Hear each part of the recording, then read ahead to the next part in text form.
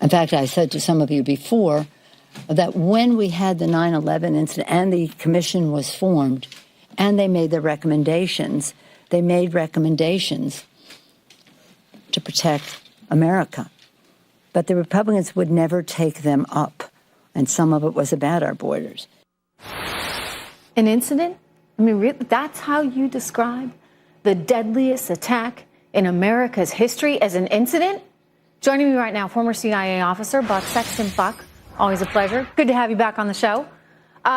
Good to see you. What is she missing here? I mean, how could I, and by the way, let me at least give her some benefit of the doubt. She was speaking extemporaneously, and perhaps it was just a very poor choice of words. But I mean, this is not the only time she has chosen some very poor words.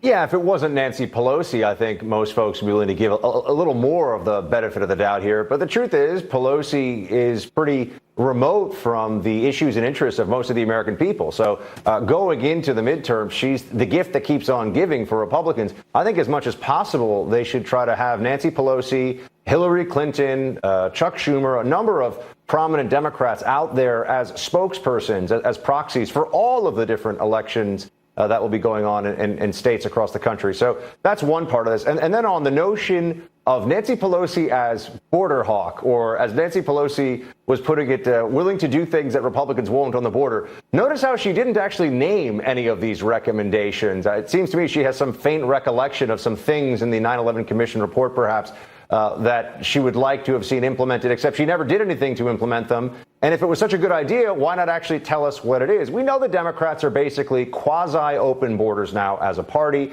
and Nancy Pelosi is helping to lead that effort. So I think that they should just be honest about that. But the problem is, Trish, the American people don't tend to agree with them. You know, many years ago, there were a number of Democrats that actually did want better border security. And they actually talked about this long before the whole idea of the wall from Donald Trump ever surfaced.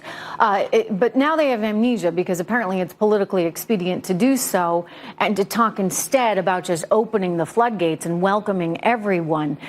But, you know, I do think, Buck, that when push comes to shove and you talk to people out there in the middle of the country anywhere, it doesn't make sense to them, right? I mean, maybe to the coastal elites who don't actually have to interface with some of the challenges that may come from some of these illegal folks being here and the crime levels associated with that. Maybe they don't feel it as much.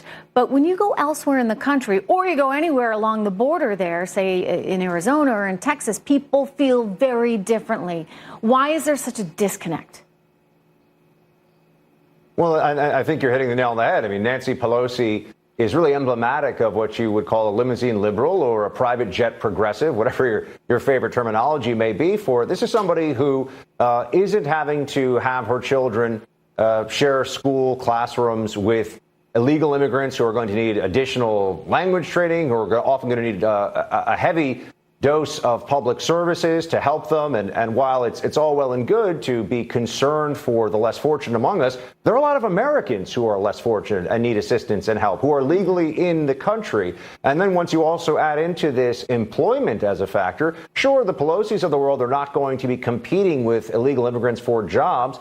But the most comprehensive studies on this have shown that in state by state, region by region, when there's a surge in illegal immigration, wages in the unskilled professions tend to drop. It's simple supply and demand. People can argue about this all day. Right. I know there are even some open borders libertarians and conservatives out there, but people have seen this going on for a long time now. It's why Trump is in large part president, because he took up this issue, Trish. And the Democrats are flailing right now because they just have no message. When you've got over 4% GDP growth coming out, tough. And the best they can do is to say, yeah. Okay.